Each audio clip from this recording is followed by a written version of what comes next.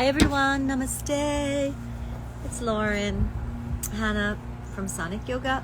I'm here for there's Keith.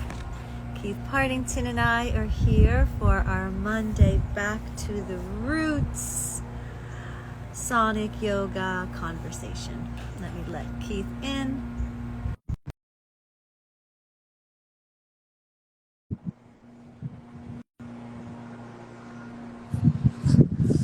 It's a little closer so I can see you guys. Hi Keith. Hey, Lauren. How are you? Hey, I'm doing good. How are you? I'm doing well. I know where you are. I know that spot. Looks It's such a beautiful. beautiful day, finally. It's much colder here where I am out in Yeah, Montauk. yeah. So we finally, wow, yeah. hmm It's actually a little warm. I don't know. It might be too much sun. We'll see how I last. Uh, Good. Good to How see about you. How you you? feeling this week? What Ve- did we Very decide? well, Did we thank say you. we were going to talk about something this week? I feel like I don't remember. What was that? We did. We did. We got started talking Oh, right. about mental Mm, health, yeah. and I loved where that was going, and I have to let you lead on that. I have things to say for sure, but this is a topic that I would really like to be getting into on a more regular basis, actually. This is something I think people are not necessarily making the connection often enough about what yoga can do and uh, what kind of agency people can be having, what kind of control they can be getting over their mental health if they consider engaging in some really simple practices done on a regular basis, and also consider maybe shifting their mindset a little bit on a couple of areas. So Yeah, please, Lauren. I mean, look, I was somebody who in my 20s suffered from anxiety and also depression.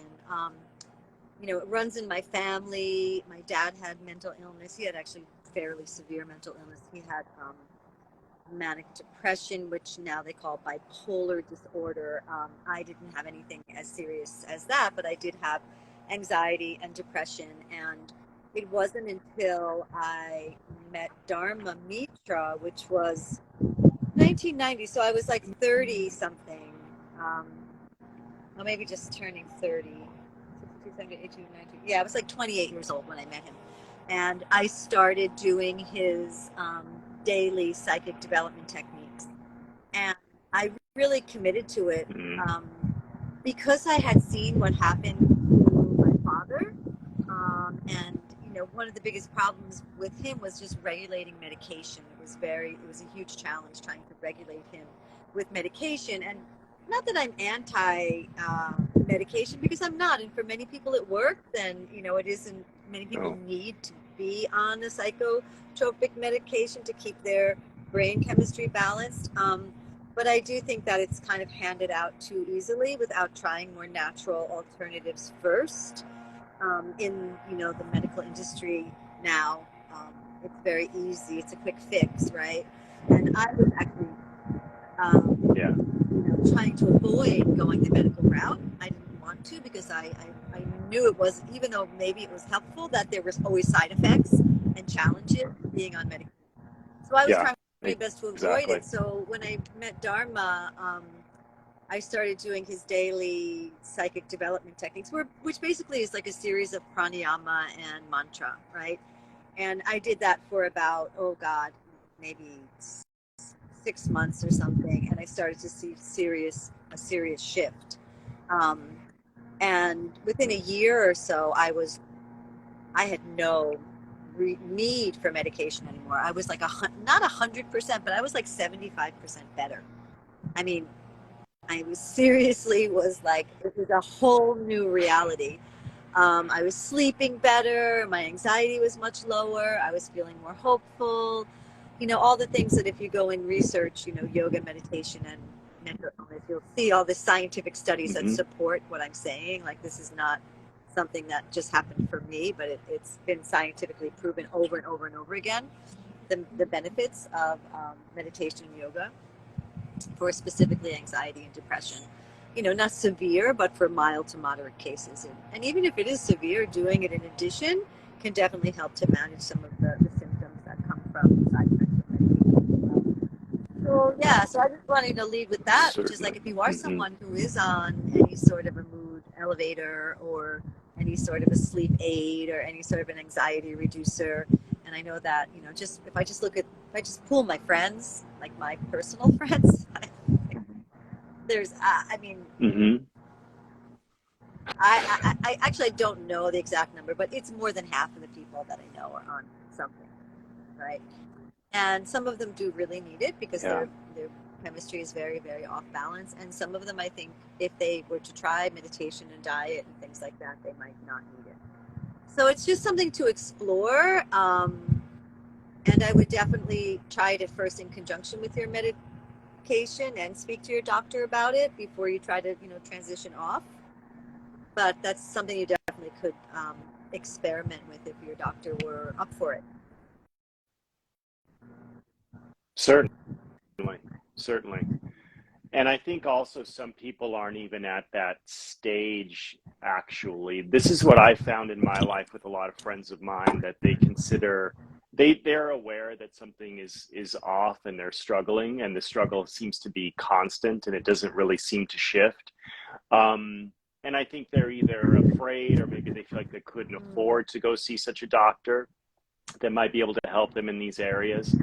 And the thing is that like the habits that we get into and the practices that we engage in can be palliative, and also they can over time be destructive. Of course, palliative just meaning that like it's going to make you feel better or seemingly better for a very short amount of time. And when people have turned to yoga, I think there's often, you and I have discussed this before on this call, when people are turning to yoga, there's often something that's nagging at them a little bit that they know they need to shift and they know they could be getting a little bit deeper into versus just deciding they're going to exercise, which would be certainly wonderful. But they're drawn to yoga for a deeper reason, even if there's very little consciousness of that deeper reason. And so if they get into yoga practices, which could simply start actually with just taking yoga classes, something can start to shift in their awareness. But then I think people often plateau pretty quickly. Like the yoga classes have helped them a lot and they do feel better and there is more awareness. But if they don't engage in some practices that are more subtle, let's say, and also done more on an everyday basis on one's own, then even people who are practitioners of yoga ostensibly are finding themselves at a plateaued stage. And you and I think one of the reasons we want to do these discussions and offer these simple practices is for that very reason, to get people off of the plateau and get them moving in a very specific, or I should say a very particular direction, out of not being able to sleep, out of having so much anxiety, out of feeling so much depression. And you mentioned pranayamas earlier. So for the uninitiated, these are breathing exercises. I mean, today in modern parlance, this is often called breath work, right? And you and I know, Lauren, when we look at breath work exercises that seem seemingly kind of new, these have been around for a very, very, very, very, very long time. These are pranayamas, Yeah. right? Yeah, absolutely. And Yeah. for anyone who's just dialing in, I'm Lauren Hanna, the founder of Sonic Yoga. This is Keith Partington, the manager and one of our senior teachers at Sonic. And we just like to do these conversations just to share a little bit more about what the actual yoga practice is, things that we don't have time to talk about in classes at the studio. And also, we like to share simple practices that you can do at home to help support you on your journey to self awareness and health and wellness. So, we're just talking about mental health and how yoga can help you with that. And it's true, like, some people just have simple things like they have trouble sleeping, so they're tossing and turning at night, or they're worrying, they're, concerned, they're anxious, they have like a low level of anxiety going. And, of course it has to be, always a holistic approach, right? I think, diet is so important when it comes to things like this. But certainly pranayama, meditation, any of the yoga poses are all going to help in bring us out of that fight or flight um, aspect of our nervous system and Mm. move us more into the rest and restore, which when we're in that state, we just feel more present, right? It's really about just becoming more present. If we're present, like in this moment, always for most of us, everything really is pretty much okay. I mean, obviously, you are going through a tragedy or trauma, but most of the time things are okay. And a lot of what is actually challenging us is the fear of what might happen, right? Or the regret or the remorse of over something that happened in the past. So either traveling into the future, as my friend calls it, time traveling. If I don't time travel, I'm great. Once I start time traveling, I'm like, hey, forget it. Once I Right. start projecting what could happen or worrying about what happened in the past and regretting. So yeah, how do we stay more present? Um, and for some of us, even in the present moment, we don't feel good, right? We just don't feel good. So in that case, then it is important to think about, how can I shift my energy, right? In the yoga tradition, we believe we're not just a physical body, but that we also have this field, this energetic field that is a part of a more subtle essence of the self, and that it's where the psycho emotions are housed, right? Is in this subtle body energy field, and that field is affected by everything, by so many different factors. And so it's important that we consciously protect it and nourish it and take care of it. And the way that we do that is, the primary practice is with pranayama, with breathing techniques, right? So how do we protect our Mm-hmm. fields? How do we protect our energy? How can we shift our energy? How can we awaken our energy if we're feeling sad and depressed, so we feel more elevated? We're vibrating at a higher level. All of these things sound very woo-woo and, like very mystical, but it's actually really basic and simple and straightforward, as Keith and I have been showing you and teaching you at the end of these lectures on Monday. So in about 10 minutes, we'll go into a practice. But in the meantime, what do you think, Keith? Uh, just want to reiterate a couple of things you've been talking about. Beautifully said. So this energetic field, this is fascinating to me. And I do think that this is tends to cross into a line where people say, "Oh, wait, whoa, you lost me there." That's a little bit out there, but there is a field, and we can tend to it. Like we can nurture it. It's like our garden or something. It is a way we could kind of think of it, or keeping our space like clean and clear. We can do the same thing with our energetic field. We can do the same thing in our subtle body system.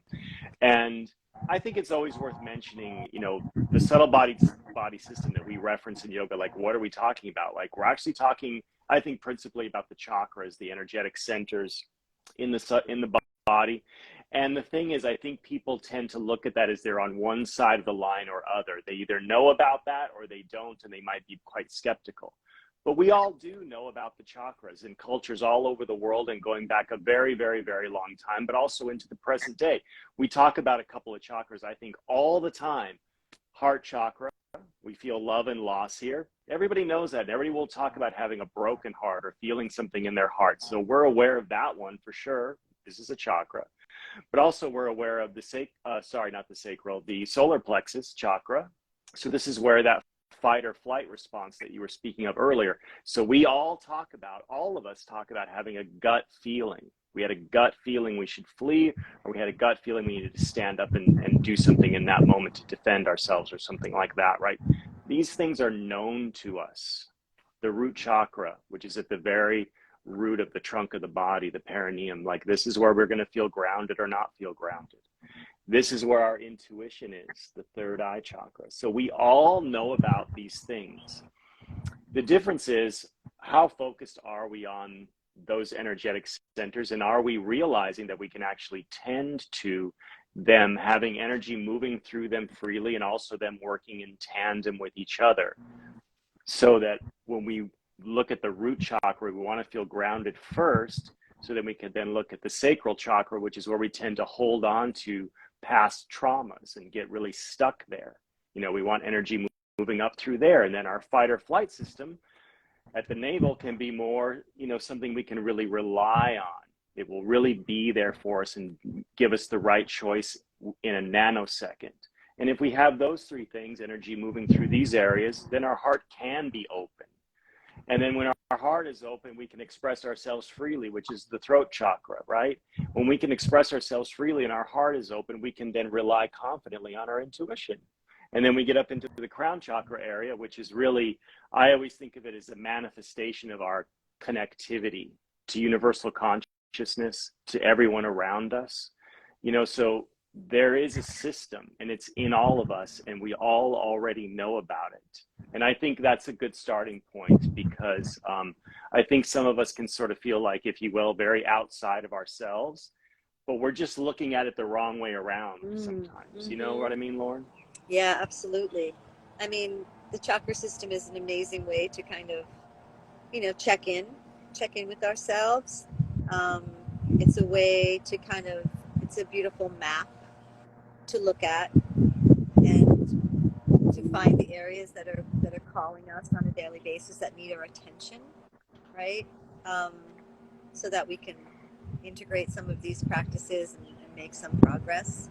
But I think in general, right, like in addition to the chakra system, we do just have the energetic field, right? We have what we call the nadi lines, the energy channel, and we kind of feel that vibrates and pulsates and is kind of surrounding our physical body, right? You know that feeling when someone like gets really close to you and they get in your personal space, like they've stepped into your energetic field. That's when you know that you feel a disruption that's more than just physical, that there's something almost emotional, like it doesn't feel right, like you're they're in your body, like they're too close, right?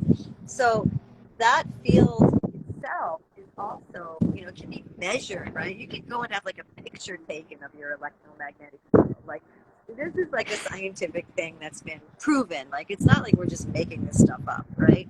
So when you think about your field and your energy, like one of my teachers always says, you have to feed your field, right? What do you feed your field, and how do you shine every day? How do you shine your energy? Um, how do you clear it and nurture it and make it vibrate in a positive way that is going to help to lift you up, right? So it's not like dragging you down or making you too agitated or distracted or feeling that dissonance, right? So you're feeling in harmony, so that there is harmony between all of these centers in your being. And really it has a lot to do with what you expose yourself to, right? So when you wake up in the morning, and we're still talking about health here. I know it seems like we're going on a huge tangent, but we're really not. You wake up in the morning and you have this beautiful field that you've been, dreaming in your subconscious, all your, whatever your deepest desires have been coming through, or maybe you're astral traveling, and who knows what you do when you sleep. Everybody is different, and let's believe in different things, but it is a powerful time, right? We know that for the subconscious to do its work, and we wake up and the first thing we do is go on our computer or go on our phone, then we're immediately charging our field with that sort of dissonance. Whereas if we immediately wake up and go sit at our altar and start to do a mantra, or if we just, go outside and take a walk in nature, or, do something that's more of a ritual, then it's going to affect our field. Our field is going to be fed, especially first thing in the morning, with something that is nourishing and positive. And then throughout the day, as we make our choices and what we expose ourselves to, whatever energy we expose our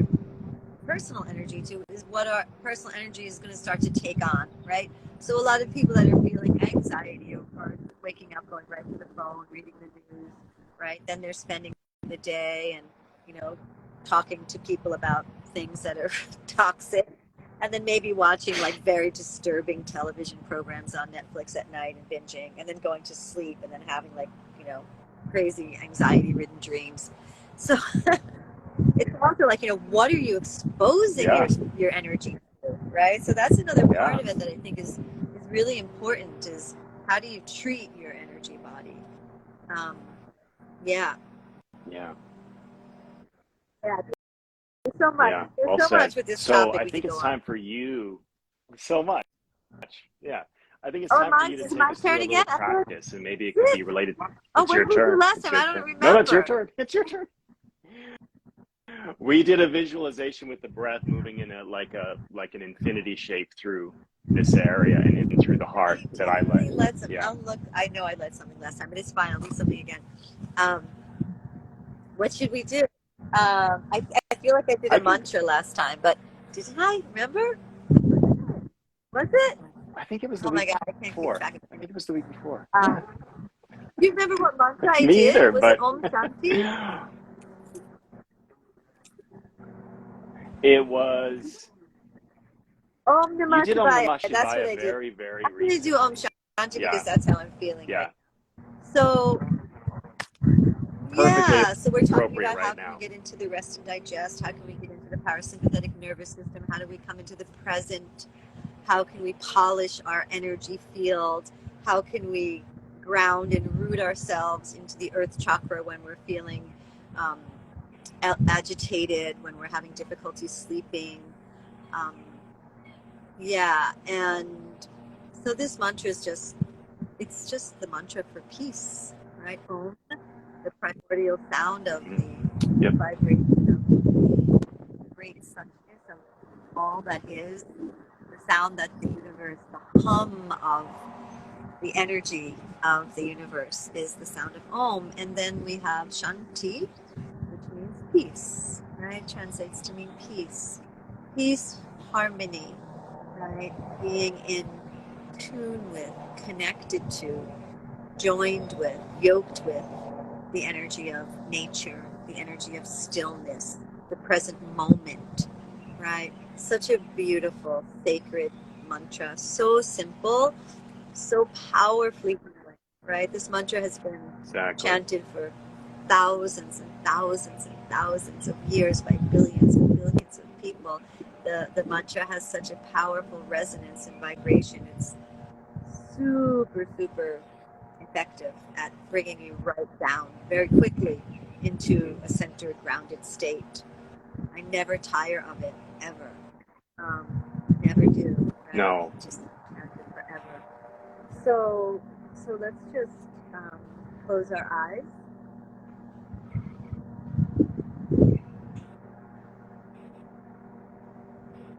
And bring the awareness inside.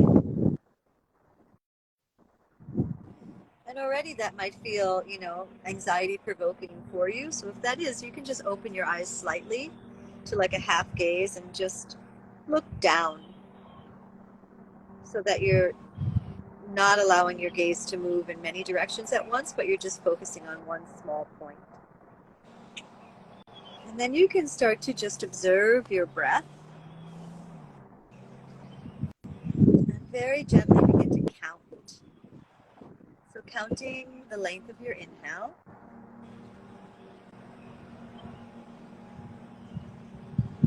and then counting the length of your exhale. I'm not trying to change it or manipulate it. But you also don't want to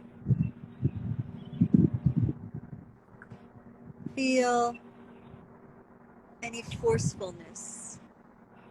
You almost want to feel like you are being breathed, like you're opening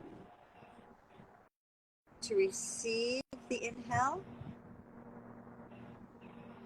very gently. And then when you're ready, you're slowly just softening to release the exhale.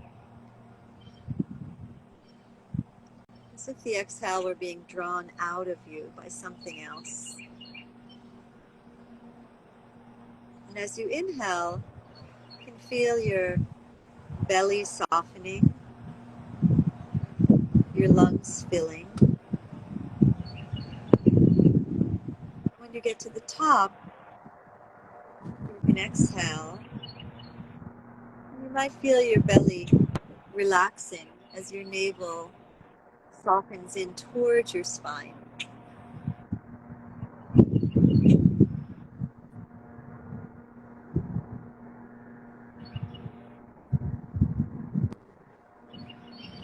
finding a nice rhythm that feels comfortable, relaxing, soothing.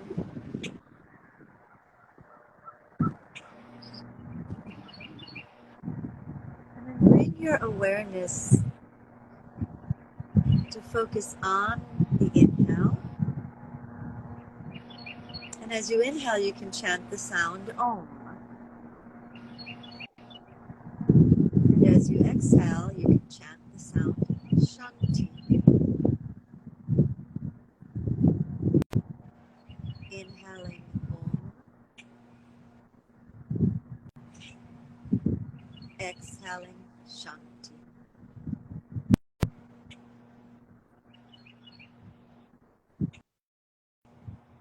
Continuing at your own rhythm, at a pace that feels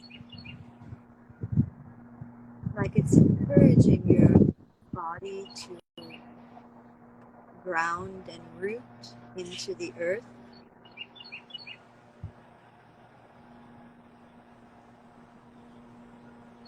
In a way that makes your heart feel gentle, calm.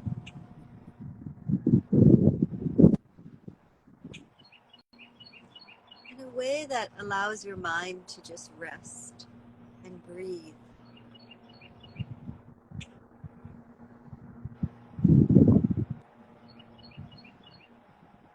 Om Shanti.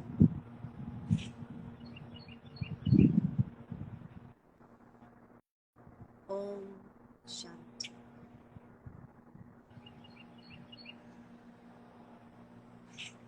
Om Shanti.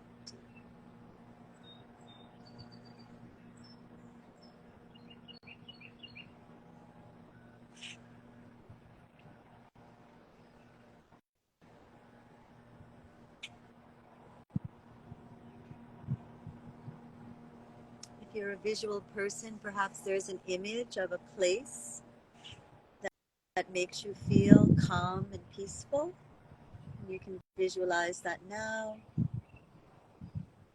Otherwise, you just listen to the breath, to the mantra, or you just feel the breath flowing in and flowing out as you chant.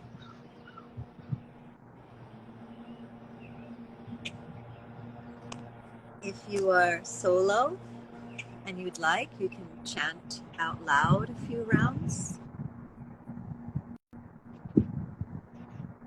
You could do it in a whisper.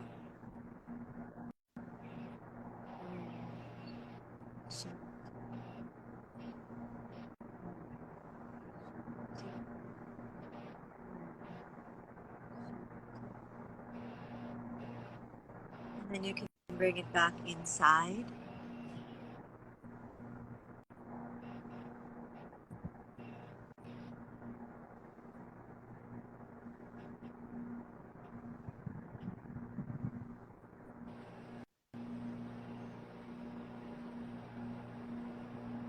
And whenever you feel ready, you can release the mantra and come back to your breath. Lower your chin. Take a full inhale through your nose. Exhale out through your mouth.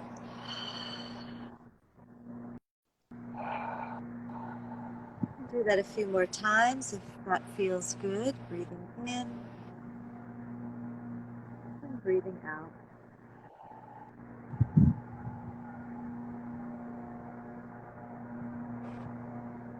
Beautiful. So know that you can do that mantra practice anytime. You can do it at night if you're having trouble falling asleep, or if you wake up and you can't sleep. You can do it at any point during your day. If you encounter something that makes you feel stressed or anxious or worried or sad, you can chant that mantra silently.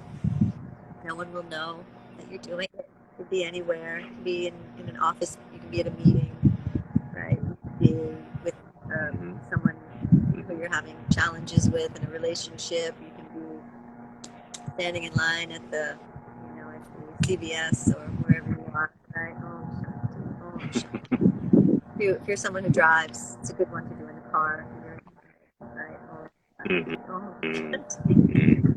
It definitely helps with road rage and all that stuff, right? Yes. So, yay. So Yes. everyone, Yes. namaste. Keith, thank you so much for taking the time in your busy day to connect Thank and you, Lauren. share these amazing practices. And we'll see you all next week. Have a beautiful week. Enjoy this weather if you're in New York. Yep. Come down to Sonic. We have so much going on right now. The studio is just like bursting. We're going to be doing some Yes. outdoor workshops, some Central Park stuff. We have, I don't know, Mm-hmm. even Keith knows all the what's happening. But I know. anything happening this week? Yeah, we're going to start the series in the park soon. We have a workshop actually on the chakras coming up. We're bursting with offerings and a lot of stuff around the sunny, beautiful Oh, weekend. and So keep an eye out Tanya on the Kazi's schedule, which we're back. putting out in Tanya, lots of different ways. that's Tanya Kazi's coming back. She's coming. That's right. So Jeffrey's going to do a Nidra workshop, a relaxation essentially workshop, an energetic relaxation workshop. And Tanya Katsi, who's returning, is going to be doing a movement workshop, getting really deep into like some energies that we have kind of lost touch with. So amazing weekend yay! with two amazing teachers coming up. Everyone, have a beautiful day. Namaste. Yay. Thanks, Keith. Thank you, Lauren.